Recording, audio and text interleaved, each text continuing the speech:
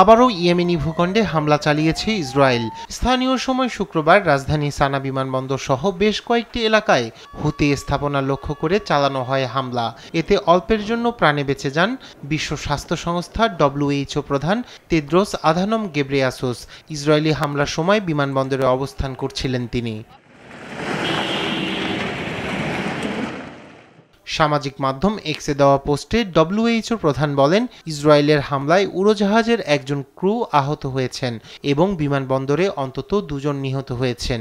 যাত্রায় বিলম্ব হলেও বিমানবন্দরে অবস্থান করা জাতিসংঘের অন্যান্য সদস্যরা নিরাপদে আছেন। ইয়েমেনে জাতিসংঘের যেসব কর্মকর্তা বন্দী আছেন তাদের মুক্তির জন্য দেশটিতে গিয়েছিলেন WHO প্রধান। এছাড়াও যুদ্ধবিধ্বস্ত দেশটির স্বাস্থ্যগত ও মানবিক অবস্থা মূল্যায়ন করাও তার সফরের উদ্দেশ্য ছিল। আর বিমানবন্দর সহ ইয়েমেনে ইসরায়েলি হামলা উদ্বেগজনক বলে জানান জাতিসংঘ প্রধানের মুখপাত্র Stephanie ট্রেমলে। Israeli airstrikes today on Sana'a International Airport. ইয়েমেনের সানা আন্তর্জাতিক বিমানবন্দর, লোহিত সাগরের বন্দর এবং বিদ্যুৎ কেন্দ্রে ইসরায়েলি বিমান হামলা বিশেষভাবে উদ্বেগজনক। বিমানবন্দরে আঘাত হানার সময় বিশ্ব স্বাস্থ্য সংস্থার মহাপরিচালক সহ জাতিসংঘের একটি উচ্চ পর্যায়ের প্রতিনিধি দল সেখানে উপস্থিত ছিলেন। ভাগ্যক্রমে তারা নিরাপদ থাকলেও অসংখ্য মানুষ নিহত হয়েছে বলে জানা গেছে। জাতিসংঘ মহাসচিব ইয়েমেন ও ইসরায়েলের মধ্যে উত্তেজনার নিন্দা করেছেন। সমস্ত সামরিক কর্মকাণ্ড বন্ধ করতে এবং সর্বোচ্চ সংযম দেখাতে সংশ্লিষ্ট সবার প্রতি আবারও আহ্বান জানান মহাসচিব।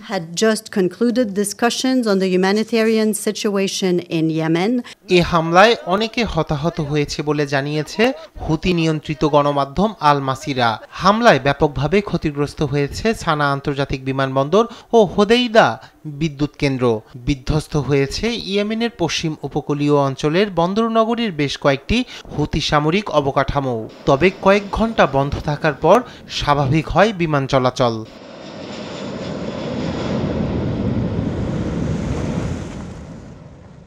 এর আগে জেট বিমানের ভিডিও প্রকাশ করে ইসরায়েলি সেনাবাহিনী। এসব বিমান শত্রুর মুখোমুখি হওয়ার জন্য প্রস্তুত বলে জানান ইসরায়েলি বিমান বাহিনীর কমান্ডিং অফিসার মেজর জেনারেল টোমার বার। রায়হান কবি শুভ্র, নিউজ ডেস্ক, দেশ টিভি।